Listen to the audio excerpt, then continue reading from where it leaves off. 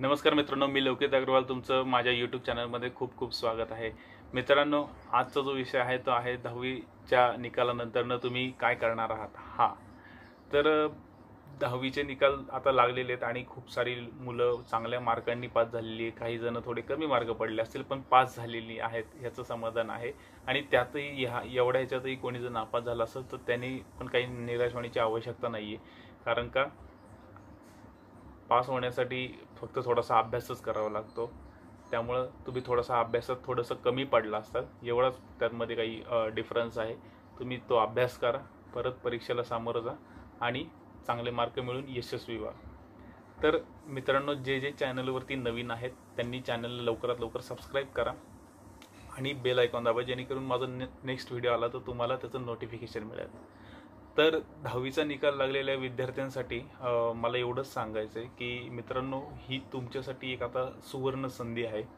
ती कशासाठी? तर तुम्हाला तुमच्या आयुष्याचा मोठा निर्णय काय घ्यायचा आहे, म्हणजे तुम्हाला आयुष्यात काय व्हायचं आहे ते ठरवण्याचा निर्णय आत्ता, म्हणजे ते ठरवण्याचं जे डिसिजन आहे ते आत्ताच तुम्ही घेऊ शकता. आणि आत्ताचा जो निर्णय तुम्ही घेणार आहात तो तुम्हाला आयुष्यामध्ये खूप खूप चांगल्या पदावरती तो घेऊन जाऊ शकतो, हे लक्षात ठेवा. कारण का आत्ता जो घेतलेला तुमचा निर्णय आहे तो रिस्क फ्री असणार आहे. त्यामध्ये तुम्हाला पूर्ण जे आहे आकलन करायचं आहे तुमच्या भवितव्याविषयी. तुम्हाला 2-3 दिवस, आठवडाभर घ्या तुम्ही याच्यासाठी. तुमचा एरिया ऑफ इंटरेस्ट काय आहे ते ओळखा. उगाचच लोक तुम्हाला जर 70-80% पडलेत, लोक सगळे 70-80 वाली सायन्सला ॲडमिशन घेतात म्हणून तुम्ही सायन्सला जाणार असाल तर हा मूर्खपणा करू नका. तुमचा एरिया ऑफ इंटरेस्ट काय आहे हे लक्षात घ्या. कारण का मला एवढंच इथं सांगायचं आहे, मी ज्या काळात ॲडमिशन घेत होतो त्या काळात लोक कॉमर्सला जाणं म्हणजे फार कमी लेखायचे. पण आमच्या वर्गातली काही विद्वान मुलं होती, म्हणजे ज्यांना 80-90% पडलेली होती, ती फोकस्ड होती, त्यांचा व्ह्यू क्लिअर होता. त्यांनी कॉमर्सला ॲडमिशन घेतलं आणि त्यांनी आज चांगल्या ठिकाणी, म्हणजे ते आज त्यांचा व्ह्यू क्लिअर असल्यामुळे, त्यांचं डिसिजन फर्म असल्यामुळं, म्हणजे ते आज CA झालेले आहेत. आणि CA होऊन ते एका चांगल्या पोस्टवरती, म्हणजे थोडक्यात तुम्हाला तर माहिती आहे चार्टर्ड अकाउंटंट ही किती मोठी पोस्ट आहे. कुठल्याही कंपनीसाठी चार्टर्ड अकाउंटंट लागतातच आणि त्यांच्यासाठी जॉब्स म्हणजे फार इझिली अवेलेबल असतात. त्यांना कोणाच्या दारात असं जाऊन फार भीक मागायला लागत नाही एखाद्या जॉबसाठी. अशा पद्धतीचे ते सिलेक्टेडच लोक ह्या देशात CA होतात, हे तुम्हाला माहिती आहे. त्याचा जो पर्सेंटेज, म्हणजे पास होण्याचा जो रेशिओ आहे तो फार फार कमी आहे. 10 ते 15%च प्रत्येक एक्झाममध्ये मुलं पास होतात आणि मुळातच त्या एक्झाम क्लिअर करणं किती अवघड असतं. हे जस्ट मी एक उदाहरणार्थ तुम्हाला सांगतोय का, तर तुम्हाला असं कुठंतरी फोबिया नका ठेवू की तुम्हाला जास्त टक्के पडले आहेत. कारण का खूप साऱ्या मुलांना मी बघितलं की 90%च्या वर तर सर्रास पडलेले टक्के आहेत भरपूर विद्यार्थ्यांना. आणि आता त्यांच्यावरती एक सायकोलॉजिकल टेन्शन असेल, यार मी आता सायन्सला घ्यावं ॲडमिशन, मग मी मेडिकलला जावं किंवा इंजिनिअरिंग, ह्या 2 साईड सोडल्या तर. आणि आपल्याला असं वाटत असतं की ह्या 2 साईड म्हणजे जगातलं सगळं काही आहे. पण मित्रांनो, ह्या 2 साईडमध्ये असं विशेष असं काही नाही आहे. तुम्हाला जर खरंच इंजिनियर व्हायचं असेल तर त्याच्यासाठी तुमची खरंच ती आवड आहे का, त्याच्यासाठी तुम्हाला इंटरेस्ट आहे का, त्यानंतरनं तुम्ही ते करू शकता का, त्याचा अभ्यास कसा आहे ते बघा. अभ्याससुद्धा तुम्ही करू शकता, पण तुम्हाला ते करिअर म्हणून सुटेबल वाटतंय का, ह्याच्याकडं तुम्ही लक्ष द्या. जर तुम्हाला त्यामध्ये टोटली इंटरेस्ट असेल तर मित्रांनो, मी तुम्हाला एवढंच सांगू शकतो की उद्या जेव्हा तुम्ही कुठलेही इंजिनियर व्हा, सिव्हिल व्हा, त्यानंतरनं मेकॅनिकल व्हा, किंवा IT मधलं इन्फॉर्मेशन टेक्नॉलॉजी रिलेटेड इंजिनिअरिंग करा तुम्ही, ह्याच्यामधनं तुम्ही इझिली कुठल्याही कंपनीत गेला तर तुमच्या एरिया ऑफ इंटरेस्ट असल्यामुळे तुम्हाला त्याच्यातलं खूप सारे ज्ञान असणार आहे आणि त्यामुळे तुम्हाला तिथे जॉब मिळणं फार इझी होणार आहे. तर अशा पद्धतीनं तुम्ही करिअरला डिझाईन करा की जेणेकरून तुम्हाला उद्या कोणाच्या दारात जाऊन जॉबसाठी भीक मागण्याची गरज नाही पडणार आहे. हे लक्षात घ्या मित्रांनो, कारण की ह्या गोष्टी तुम्हाला आत्ता हे कोणच सांगणार नाही आहे. कारण का हे जे खरं आयुष्य जे असतं ना ते डिग्री नंतर चालू होतं, जेव्हा तुम्हाला खऱ्या अर्थानं तुमच्या घरातल्यांना पण एक अपेक्षा असते की बाबा आता मुलाला एवढे शिकवलं आपण, त्याला पण चांगला जॉब मिळावा. आणि त्यावेळेला काय होतं की तुम्हाला असं जेव्हा 4 वेळा ह्या कंपनीत त्या कंपनीत असं जॉबसाठी वन फिरावं लागतं ना, ती पथेटिक सिच्युएशन असते. त्यामुळं तुम्ही आजच डिसाईड करा, जॉब तुम्हाला इझिली मिळतील. कारण का तुमचा एरिया ऑफ इंटरेस्ट जर त्या भागातला असेल, म्हणजे जर तुम्हाला सिव्हिल इंजिनियर व्हायचं असेल, मेकॅनिकल इंजिनियर व्हायचं असेल तर त्या रिलेटेड तुम्ही पूर्णपणे तयारीला लागा आणि आवडीने तो अभ्यासक्रम तुम्ही करतालच आणि त्यामध्ये तुम्ही यशस्वी पण चांगल्या पद्धतीनं होताल. आणि त्यानंतर तुम्हाला जे ज्ञान आहे, कारण का तुमचा एरिया ऑफ इंटरेस्ट असल्यामुळे तुम्हाला त्यातलं भरपूर चांगल्या पद्धतीने टेक्निकल ज्ञान आलेलं असतं आणि त्यामुळं तुम्हाला जॉब मिळणं कंपन्यांमध्ये फार इझी जातं. आणि ह्या सगळ्या गोष्टींमुळं तुम्हाला करिअरमध्ये पटापट ग्रोथ घ्यायला पण फायदा होतो, कारण का तुमचा एरिया ऑफ इंटरेस्ट असल्यामुळं तुम्ही पटापट पुढच्या पोस्टसुद्धा तुमच्या आयुष्यात मिळवत जातात. तर हा जो बेस आहे तो खूप महत्त्वाचा आहे 10वीचा. आणि आत्ताच तुम्हाला योग्य निर्णय घेण्याची ही संधी आहे. ह्यानंतरनं जर तुम्ही 12वीला म्हणजे समजा गेला तर तोपर्यंत समजा जर तुम्हाला एरिया ऑफ इंटरेस्ट एक असेल आणि तुम्ही दुसरीकडे ॲडमिशन घेतलं 11वी-12वीला, म्हणजे तुमचा एरिया ऑफ इंटरेस्ट होता सायन्स आणि तुम्ही घेऊन ठेवलं कॉमर्सला, मग त्या काळात तुम्ही काय करणार? तर ती 2 वर्ष तुमची वाया गेलेली असणार. मग डिग्रीला तुम्ही वेगळ्या कॉमर्स रिलेटेड झोनमध्ये जर ॲडमिशन घेतलं तर ते परत तुम्हाला थोडंसं पॅनिक सिच्युएशनमध्ये येणार. तुमचा 2 वर्षाचा जो काही अभ्यास आहे कॉमर्स रिलेटेड तो बेसिक तुमचा पक्का नसणार. मग त्याच गोष्टी पुन्हा नव्याने तुम्हाला शिकाव्या लागणार. मग त्याला काही अर्थ नसणार आहे. त्यामुळं योग्य वेळ आहे 10वीच्या निकालानंतर ना आता तुम्ही ह्यामध्ये नीट लक्ष घाला, तुमचा एरिया ऑफ इंटरेस्टला प्राधान्य द्या आणि त्याच्यातून तुम्ही पुढे काय करता येईल ह्याच्यासाठी प्रयत्न करा. कारण का आज तुम्हाला फक्त चांगल्या पद्धतीने निर्णय घ्यायचा आहे आणि रोज आपण यार खूप सारे निर्णय वेळोवेळी घेत राहतो. आपल्याला कोणी काहीतरी करतंय म्हणून त्याच्या मागं जाण्याची काही गरज नाही आहे. आपण आपलं वे स्वतः निवडायचा आहे. तुम्ही कोणतंही क्षेत्र निवडा, फक्त त्याच्यामध्ये तुम्ही पूर्ण जीव ओतून काम करा. आपापच तुम्हाला ते क्षेत्र खूप सारे पैसे मिळवून देत असतं आणि त्या क्षेत्राची लॉयल राहा. कारण का मी एक गोष्ट बघितलेली आहे की तुम्ही कुठलं तरी शिक्षण करता, म्हणजे एखादा मनुष्य झालेला आहे B.Com आणि नंतरनं तो जॉब करतोय केटरिंग व्यवसायातला किंवा तो काहीतरी इव्हेंट मॅनेजमेंटच्या ह्याच्यात जॉब करतोय. तर ह्या गोष्टी पण आयुष्यामध्ये खूप अवघड आहे मित्रांनो. कारण का तुमचा जो शिक्षण आहे ते कॉमर्स क्षेत्रातलं आहे. जर ते कॉमर्स क्षेत्रातलं आहे तर तुम्ही जर त्या कॉमर्स क्षेत्राच्या रिलेटेड फील्डमध्ये जर कंटिन्यू राहिला तर तुम्हाला पगारवाढ होती. त्यानंतरनं त्याच्यातून तुम्ही एक स्टॅबिलिटी भवितव्यात मिळू शकता. पण काही मित्र मी बघितलेले आहेत माझे की जे शिकतात सायन्स, नंतरून ॲडमिशन डिग्रीला कुठलं तरी वेगळ्याच ह्याच्यात, म्हणजे आता सायन्स केलं आहे त्यानंतरनं ते B.Com नंतरनं ॲडमिशन घेतले, कारण का त्याला त्याची आयडियाच नव्हती की हे मला झेपणार नाही आहे. उगाच 40-50% पडून तो पास झालेला असतो आणि मग नंतरून तो B.Com ॲडमिशन घेतो आणि मग B.Com नंतरून काहीतरी तिसरंच करत असतो आणि जो ग्राफ आहे तो पूर्णपणे ढासळलेला असतो त्या माणसाचा.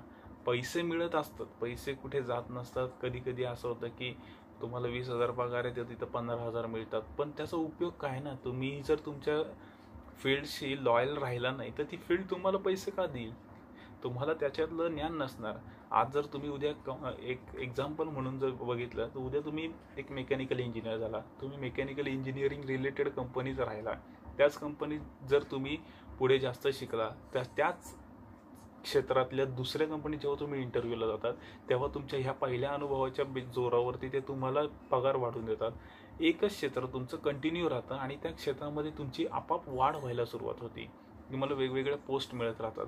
पण तेच जर तुम्ही आज सायन्स केले, उद्या डिग्री कॉमर्समधून करणार, मग परवा दिवशी जॉब जो आहे तो इव्हेंट मॅनेजमेंटमध्ये करणार, मग ह्याच्यातून सगळा मिक्सरच आहे ना, हा मिक्सरच आहे. ह्याच्यामध्ये तुम्हाला पैसे कुठून जनरेट राहणार?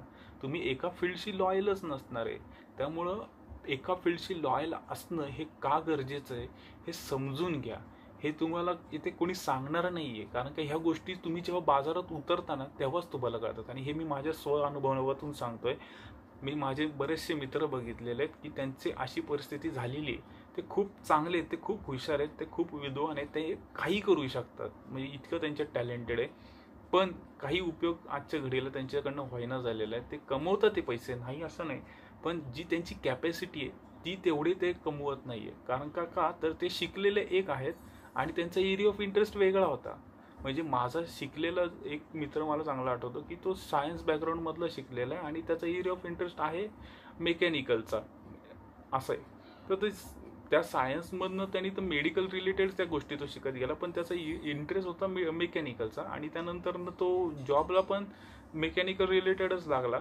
तर त्याच्यातून त्याला साध्य काय झालं की त्याच्याकडं ना त्या मेकॅनिकलसाठी जी लागणारी जी डिग्री होती ती त्याच्याकडं नसल्यामुळं त्याला मुळातच कमी पगारावरती तिथे जॉईन व्हावं लागलं. आणि तिथं तो जॉईन झाल्यानंतर त्याला जो आहे तो एक प्रकारे अशिक्षित माणूस जसं कंपनीत लागतो आणि त्याच्या अनुभवावरती तो पैसे मिळवतो, आणि त्याच कंपनीत एखादा इंजिनिअरिंगची डिग्री घेऊन येतो आणि तो जेवढ्या वर्ष काम करतात त्याच्या बरोबरचे कलिग्स ज्यांच्याकडे डिग्री फक्त नाही आणि ह्याच्याकडे डिग्री आहे, तर ह्याला ते पगार तिथे चांगला मिळतो वर ह्याला पोस्ट सुद्धा मिळते. हा जो डिफरन्स आहे तर तो त्या फील्डमध्ये लॉयल राहिल्याच्या मुळे तुम्हाला तो पगार वाढ, ती पद, हे सगळ्या गोष्टी मिळत असतात. पण तेच जर तुम्ही आज एक शिकला उद्या दुसऱ्या फील्डमध्ये काम करताय, मग त्याच्यातून जो गोंधळ निर्माण होतो ना, आणि ज्या पद्धतीनं तुम्ही पुढे जाणं एक्सपेक्टेड असतं ते होत नाही. तर ह्याच्यावरती तुम्ही लक्ष देणं खूप गरजेचं आहे. आणि हे तुम्हाला मी मित्रांनो खरंच सांगतो, ना तुम्हाला तुमच्या शाळेतले शिक्षक सांगणार आहे ना तुमच्या आई वडील सांगणार आहेत. त्यामुळं तुम्ही ही गोष्ट समजून घ्या, कारण आजच्या घडीला तुम्ही दहावीचा निकाल लागलाय, त्यामुळं तुम्ही उद्या त्याच्यावरती प्रॉपर ॲनालिसिस करा, तुमचा एरिया ऑफ इंटरेस्ट काय आहे. त्यानंतर जर तुम्हाला नसेल ना कळत तर तुमच्या जवळपास कोण जर असेल एज्युकेटेड त्याच्याकडे जावा, त्याला थोडीशी त्याच्याशी विचारांचं आदान प्रदान करा, त्याच्याकडनं एक रोडमॅप तयार करून घ्या की बाबा मला कशात यश मिळू शकतं, याच्या रिलेटेड तुम्ही बसून थोडासा वेळ द्या. आज काही होणार नाही आहे, कदाचित ह्याच्यातून तुम्हाला 2 चांगल्याच गोष्टी कळतील. किमान तुमच्याकडं एक गोष्ट असेल की जर उद्या मी सायन्सला जायचं ठरवलंय तर त्या सायन्समधून माझ्या एरिया ऑफ इंटरेस्टमधल्या ह्या 3 गोष्टी आहे, ह्या 3 गोष्टी मी कशा पद्धतीने त्या मिळवू शकतो ह्याच्या रिलेटेड तुमच्याकडं रोडमॅप तयार होईल. तुम्हाला आजच्या घडीला माहिती पडेल की मला एक्झॅक्टली कुठं जायचं आहे. तुम्ही तुमच्या 3 जर जागा सिलेक्ट केल्या आहेत त्या रिलेटेड, तुम्हाला त्याच्यासाठी जो रोड लागणार आहे त्या रोडने कसं जायचं ह्याची आत्ता तुमच्याकडं लेखी सगळी माहिती असणार आहे किंवा तुमच्या मेंदूत ती माहिती असणार आहे. आणि तशा पद्धतीनं तुम्ही पुढं जायला आत्तापासून रेडी असणार आहेत. मी तुम्हाला एक उदाहरण सांगतो. ज्या वेळेला मी 10वीला होतो त्यावेळेला आम्हाला ह्या अशा काही गोष्टी कोण सांगणारच नव्हतं, कारण का आमचे आई वडील होते कमी शिकलेले, आणि त्या बिचाऱ्यांनी आम्हाला खूप चांगल्या पद्धतीनं शिकवलं. त्यांचं आमच्यावरती पूर्णपणे विश्वास होता. पण ह्या गोष्टी ज्या असतात ना त्या खरंच आम्हाला माहीत नव्हत्या. आणि तेच आमच्या वर्गातच जे हुशार विद्यार्थी होते, ज्यांचे आई वडील शिक्षक वगैरे होते, चांगले शिकलेले होते, त्या विद्यार्थ्यांना म्हणजे त्यांच्या आई वडिलांनी योग्य मार्गदर्शन केलं आणि त्यांना एक त्यांचा रोडमॅप बनवून दिला. एक तर तुम्ही बनवा, नाहीतर त्या आईवडिलांकडनं किंवा अशा लोकांकडनं तुम्ही बनवून घ्या. त्या लोकांनी त्यांना त्यांचा रोडमॅप बनवून दिला आणि ते 10वीच्या निकालाच्या नंतरच त्यांना जेव्हा त्यांचे काही म्हणजे ते बोर्डात आलेली विद्यार्थी होती आणि त्या विद्यार्थ्यांना जेव्हा त्यांचे इंटरव्ह्यू घेतले त्यावेळेलाच त्यांना माहीत होतं की आम्हाला भवितव्यात IITला जायचं आहे. आणि मी तुम्हाला खरंच सांगतो, ती मुलं जी आलेली त्या काळात बोर्डात आमच्या, ती आज IITमधून पासआउट आहेत, किंबहुना ती आज IITला गेस्ट लेक्चरर म्हणून सुद्धा ती जॉब जातात आणि वर चांगल्या कंपन्यांमध्ये ती खूप मोठमोठ्या पदावरती आहेत. तर समजून घ्या त्यांचे त्या काळातले जे निर्णय होते ते किती महत्त्वाचे आहेत आणि आज ते कोणत्या परिस्थितीत आहे आणि ते कोणत्या ठिकाणावर आहे. आणि आज आम्ही पण आहोत एका चांगल्या ठिकाणी, नाही असं नाही, परंतु जो जो जो फोकस अप्रोच त्यांचा होता, जे शिक्षणाला प्राधान्य त्यांच्याकडं होतं, जो विजन त्यांच्याकडं होतं, जे बाकीच्यांना कळत नव्हतं त्या वयात त्यांना ह्या सगळ्या गोष्टींची जाणीव होती. आणि त्यामुळं आज ते IITमधून शिकल्यामुळं त्यांना मुळातच ह्या रिलेटेड खूप चांगल्या पद्धतीनं त्यांना जॉबसाठी कुठे हात पसरावे लागले नाही, काही नाही. आणि त्यांच्या बुद्धिमत्तेच्या जोरावरती त्यांनी ह्या सगळ्या गोष्टी अचीव पण केल्या, कारण का त्यांचा एरिया ऑफ इंटरेस्ट पण तो होता. आणि जरी कमी आर्थिक असला नसला तरी पण त्यांना ते झेपलं आणि त्यांनी ते प्रामाणिकपणे ते केलं, त्यामुळं ते आज त्या ठिकाणी पोचलेले पण आहेत. फक्त त्यांच्याकडे तो रोड होता आणि त्यांनी तो योग्य वेळी तो रोड निर्माण केला होता, डिसाईड केला होता, त्यामुळं आज ते तिथं पोचलेले. ते असेच हवेत नाही पोचलेले आहेत. किंबहुना ते 10वीत असतानाच त्यांच्याकडे जर हा रोड तयार होता, तुम्ही विचार करा, आज ते त्यामुळं त्यांनी त्या काळात घेतलेल्या कष्टामुळं आज ते तिथे पोचलेले आहेत. आणि आमचा निर्णय जो आहे तो 12वी नंतर घेतलेला आहे. त्यामुळं आम्हाला आयुष्यात खूप सारे अडथळे आले. फक्त फरक एवढा झाला की आम्ही 12वी नंतर ज्या निर्णय घेतला त्या निर्णयावर आम्ही ठाम राहिलो, आम्ही त्या फील्डशी लॉयल राहिलो आणि त्या फील्डशी लॉयल राहिल्यामुळं आज आमची पण थोडी बहुत प्रगती आहे. पण जे विजन ज्या पद्धतीनं तुम्हाला जे घडायला पाहिजे ते जे तुम्ही 10वीच्या वेळेलाच जर निर्णय घेतला तर तुमच्या आयुष्यातला बराचसा काळ वाचतो. कारण का इथं भरपूर मुलांचं असं होतं की 11वी-12वीला ते घेतात सायन्स कॉमर्स कुठंतरी ॲडमिशन, त्यानंतरनं त्यांना लक्षात येतं की यार आपल्याला काही झेपणारं नाही आहे, मग आपण डिप्लोमा करू इंजिनिअरिंगचा आणि 3 वर्ष करून कुठंतरी एखाद्या कंपनीत जॉबला जाऊ. मग मूर्ख माणसं, तू 2 वर्ष कशाला वाया घालवली ह्या सगळ्याच्यात जर तुला हेच करायचं होतं तर? हे सांगा. तर असं होतं. तर हे असं घडू नये म्हणून आपण आजच योग्य पद्धतीने निर्णय घ्या आणि आपल्या भवितव्याची पूर्ण बांधणी आखण्यासाठी हा खूप सुवर्ण काळ आहे, एवढंच मी तुम्हाला सांगतो. आईवडिलांबरोबर बसा. आईवडिलांना जर नसेल समजत तर तुमच्या आजूबाजूला जे कोण जास्त शिकलेले असेल त्यांच्याकडे जा, त्यांचं मार्गदर्शन घ्या. त्यांना दाखवा तुम्हाला किती मार्क पडले, तुमचा एरिया ऑफ इंटरेस्ट काय आहे हे स्वतः एका कागदावर लिहून काढा. ते काढल्यानंतर त्यांच्याशी जाऊन सल्लामसलत करा. मला ह्या रिलेटेड कोणत्या फील्डमध्ये जाणं एक्सपेक्टेड आहे आणि मी काय केलं पाहिजे ह्याची माहिती मिळवा. गुगलवरती खूप सारी माहिती अवेलेबल आहे. शेजारपाजारचे तुम्हाला खूप मदत करायला पण रेडी असतात. फक्त तुम्हाला त्याच्यासाठी नम्रपणे त्यांच्याकडे जायचे, त्यांच्याकडनं मार्गदर्शन घ्यायचे. तुमच्या शाळेतल्या शिक्षकांपर्यंत जरी जाऊन फोन करा, त्यांचं मार्गदर्शन घ्या. कोणीही तुम्हाला अडवणार नाही मित्रांनो. सगळं तुमचं भलंच करण्यासाठी लोक नेहमी प्रयत्न करत राहतील. फक्त तुम्हाला तुमचा एरिया ऑफ इंटरेस्ट काय आहे ना ते शोधायचं आहे.